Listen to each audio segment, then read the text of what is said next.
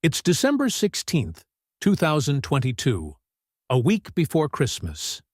A distress call comes into the St. Paul Police Department. "A girl shot herself in the head," says a male voice. It's 2:50 in the morning. Officer Ching Bang and his partner Officer Justina race through the night streets with their sirens blaring. Almost every available unit is responding. When they arrive at the apartment building, they're met by Matthew Ear, who leads them to a second-floor apartment. What the officers find there will haunt them for years to come. In the bathroom, immediately to the right of the entrance, lies 32-year-old Alex Pennig. She's lying on her back with a single gunshot wound to her left temple. A handgun rests on her left shoulder, with her hand placed on top of it. Blood is everywhere. In the hallway, Matthew Ear sits slumped on the floor. "You need to breathe. You need to keep breathing," Officer Sir gently tells him. Matthew is visibly shaken. Once he calms down, he tells a story that makes the investigators suspicious from the start. Matthew says he's a friend of Alex's, whom he met through her side job. That evening, she had called him desperately. She was having problems with her boyfriend Shane Anderson. Matthew, who lived almost 3 hours away, immediately set out to see her. He brought his legally owned weapon, fearing Shane might become violent. He arrived at Alex's place around 2 p.m. Shane wasn't there. They went to various bars, eventually ending up at Camp Bar. There, they encountered Shane. He came up to her. They argued, and I stepped in. Then he hit me, Matthew recalls. Shane was thrown out of the bar. Matthew and Alex stayed for about 45 more minutes, chatting with other patrons. "We came back here and I thought everything was fine," Matthew says with a trembling voice.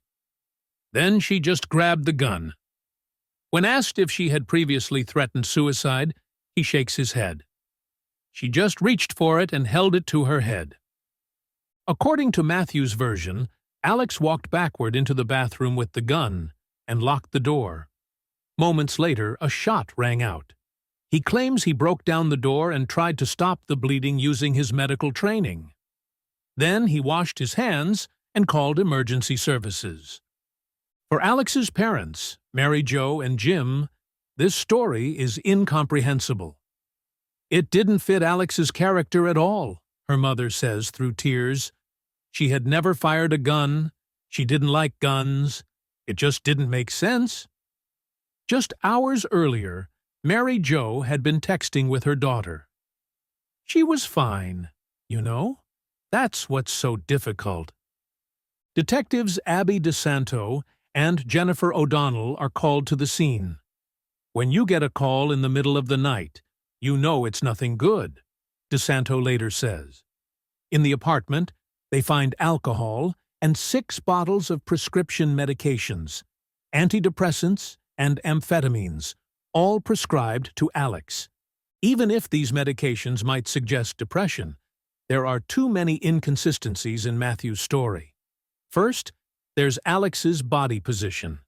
The CBS News animation clearly shows it. The bathroom door was slightly ajar, with Alex's feet on either side of the door. If the door had been broken down as Matthew claimed, her legs would have had to be pushed behind it. Then there's the dry sink. Matthew had said he washed his hands before calling emergency services. But if he had called the police immediately as claimed, the sink should have still been wet. The detectives begin questioning Matthew's version of events. He had portrayed Shane Anderson as a violent boyfriend whom Alex feared. Indeed, there were impact holes in the closet door opposite the bathroom. Matthew claims Shane was responsible for these. When police knock on Shane's door hours later, the news hits him hard. "Alex Pennig? You're kidding," he stammers. "Everything went black after that." He voluntarily goes to the police station to speak with detectives. Shane paints a completely different picture of the relationship. They had been together for 4 months. She was sweet. She was funny.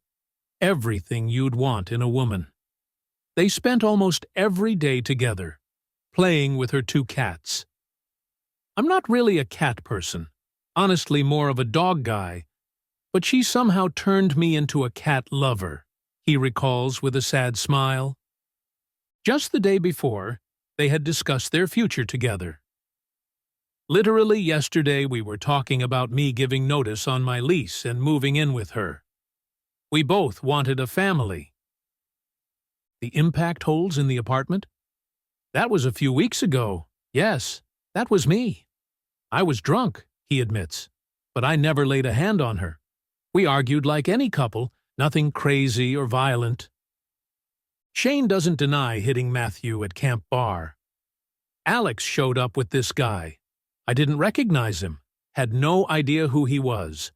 I wondered why this guy was hanging out with my girlfriend, and I decided to throw a punch, which isn't like me, but it felt right in the moment. Surveillance footage from Camp Bar shows the crucial moments of that night. When Alex and Matt came in, Shane was sitting directly across from the bar. The detectives described the scene. Alex oddly walked around the bar and sat on the other side. Shane went over to her first. Then Matt came up and extended his hand to shake. The confrontation followed. Shane attacked Matt and was then asked to leave. After Shane's removal, Alex and Matthew stayed at the bar for about an hour, drinking and chatting. Nothing indicated that Alex would end her life shortly after. To better understand Alex's past, the detectives speak with her elementary school friends, Jillian Cubitt and Sarah Hansen. They describe a spirited child full of energy. Fire on the ice, Jillian remembers from their time on the hockey team. Thankfully, I was always on her team. Sarah adds, she was so funny. I really can't remember anything but happiness. However, as a young adult, Alex went through difficult times. In college, she became depressed and developed a dependency on prescription medications. It was very difficult, her parents say. In 2016, she took a handful of pills, told her mother, and then immediately threw them up. It was a cry for help. Alex got help. The nurses who cared for her during her recovery inspired her so much that she became a nurse herself. In 2019, she even gave the graduation speech. I climbed out of darkness, bearing scars, but with a heart of gold, and a promise that as a nurse, I'll do my best to ensure people like me won't be alone. Then, Matthew Ear enters her life. They meet at a walk-in clinic in 2020. What her parents believe to be purely a professional relationship develops into an affair, despite Matthew being married with 4 children. She knew he was married, says Matthew's mother, Terry Randall. The physical relationship ends in summer 2022, but they remain friends. Matthew supports Alex financially when she loses several jobs due to excessive drinking. He pays her rent without her parents' knowledge. His sisters Molly and Amy aren't surprised. He cared about her and has a big heart. He couldn't just walk away. Just 3 days before her death, Alex sends Matthew a disturbing text. I've isolated myself from the world. I needed a mental break, and I'm not very hopeful about life right now. But the detectives remain skeptical. Just because someone says they need a mental health day, or it's not a good day, doesn't mean they're suicidal.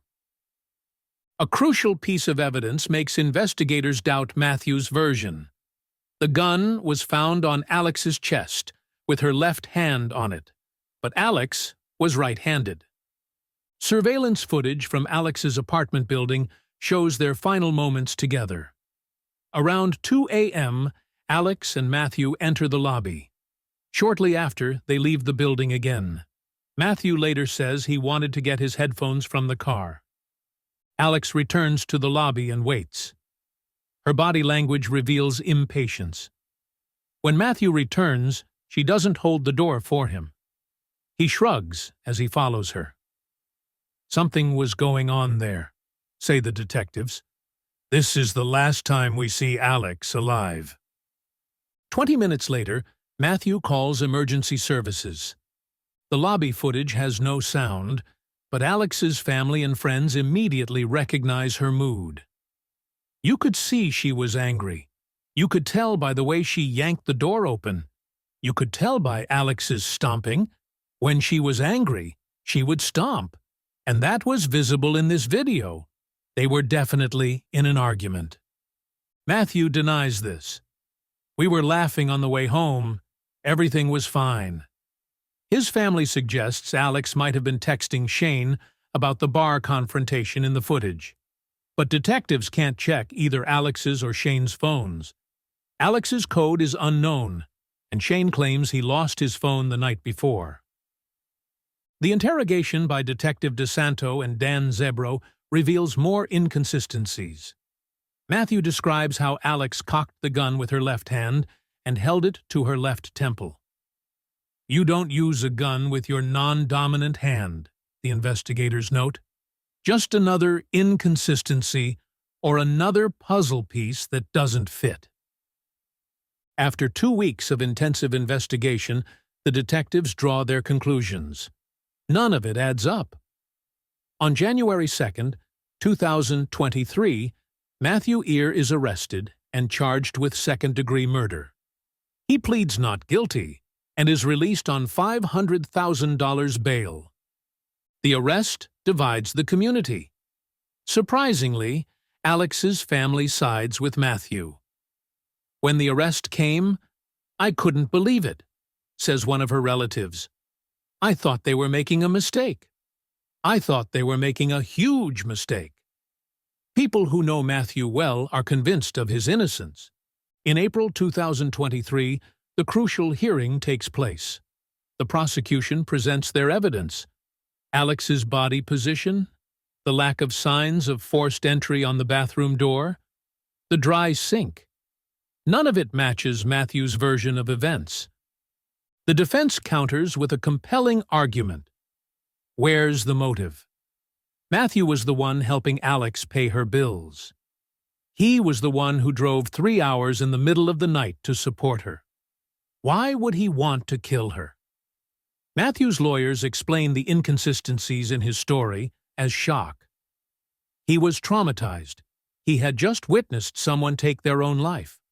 Of course, he was confused. The judge comes to a surprising decision. The evidence isn't sufficient to bring Matthew to trial. The charges are dropped. The investigators don't give up. This is a tragedy. This is absolutely a tragedy. And we'll continue working on it, they assure. The case remains open. Alex's family and friends can't let go.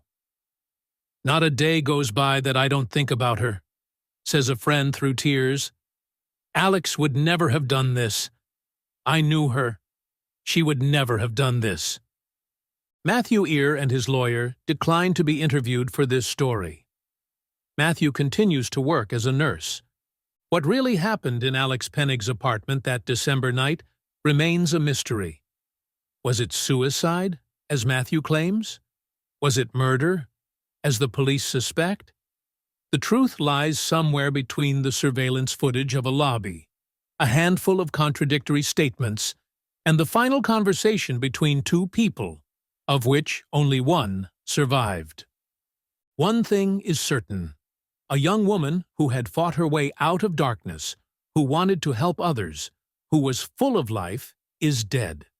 And the questions about why remain unanswered. The story of Alex Pennig is more than just an unsolved crime.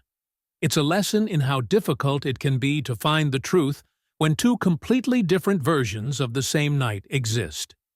There's Shane Anderson, the boyfriend who speaks of a loving relationship and future plans, who admits to punching holes in a door during an argument, but insists he never hurt Alex.